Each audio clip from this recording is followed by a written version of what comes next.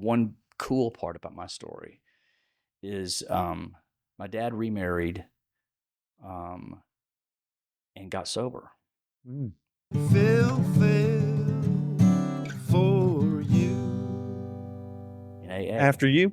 No. This was when this was around 86 or so. This is when Dad I've pulled the eject lever on grad school, and I'm kind of knocking around in the music world. And doing drugs and alcohol. A lot. And so my dad becomes sober, and I learned that he's going to AA, and it looks to be a kind of a, like, this is really looking good on him. Mm-hmm. And of course, I didn't see that I had anything to do with that at all. And 7 years later, I got sober.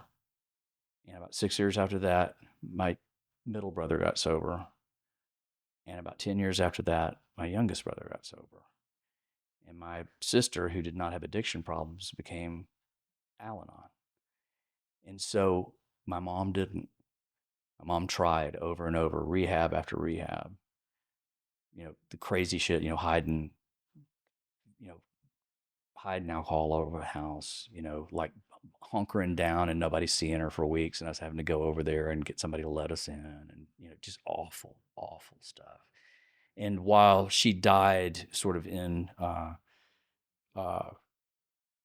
care, she burned through a ton of money, kind of wound up in a situation that seemed very unfair to her, as she sort of collapsed into a more childlike state due to dementia and probably alcohol and drugs. She was very much into drugs too, but she worked to doctors to get the stuff she wanted.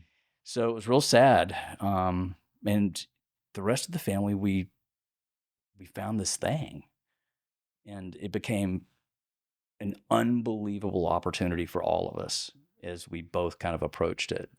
And so I've been sober now. It'll be, you're not supposed to look into the future, but if I make it to June, it'll be 27 years. And it's one of the best things that ever happened to me.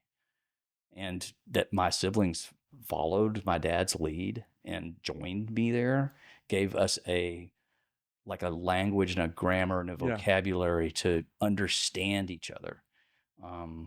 So that's, if I have any sort of success story, my parents created the circumstances where that thing could happen. And the sad part is that it just couldn't include my mom. Yeah. Her archetype was going to be too damaged. I think about, I have these Rubik's Cubes. Yeah. And I've noticed you've got some pretty intense ones. I think about my mom. Mm-hmm. I think about my family.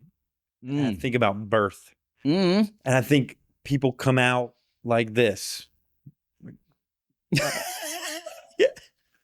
Like all the greens with the greens and the reds with the reds and the blues and the whites.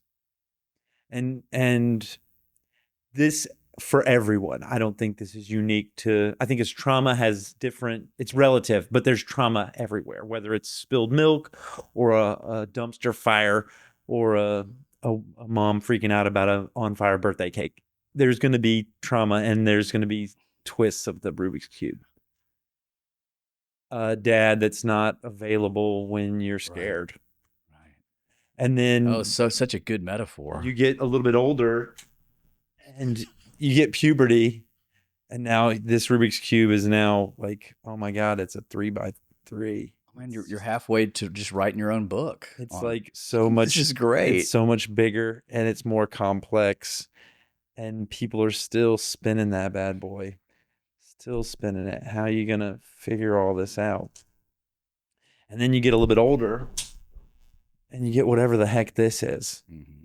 Or you get whatever this is. Mirrors and different geometric shapes, or you get this other thing. And what I think about when I think about your mom is sometimes they're not spins. Sometimes someone takes this thing and throws it on the ground and stomps on it. And you don't even have the pieces. Because when I wake up, when I have agency, when I realize that, man, something's not working, I need to grow, I need to change, I need to self-actualize, I need to, whatever it is, I need to develop. I need to be a better human being. All the frameworks and all the workshops and all the books and all the mentors, all the wizened folks that helped me on my, hero's journey or fool's journey or whatever we want to call it, help me find a way to put this back in order in some fashion, right? And if I don't have these cubes, no matter what I do, like your mom, you can't put it back together. And I don't know if that's what it was going on with your mom. She had these Pretty experiences, congruent but with experience, my experience. I hope that I've got all the pieces. I mean, I don't think right now. How do we know? You know what? Maybe to complete your metaphor, we know because we can start to find order, and it's not all just random. If we manipulate it long enough, we start to see a pattern. You start to see a pattern. I could see that.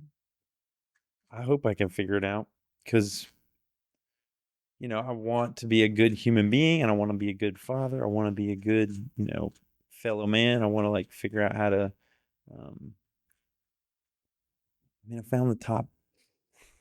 I figured Which the is top out. probably better than a lot of people do once their cube gets shoveled.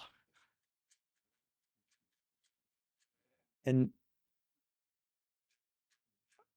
I think, yeah, so your mom, I'm sure, did the best she could. We all do the best we can. And we don't all get all the pieces. And we all don't wake up and say, I need to order this. No.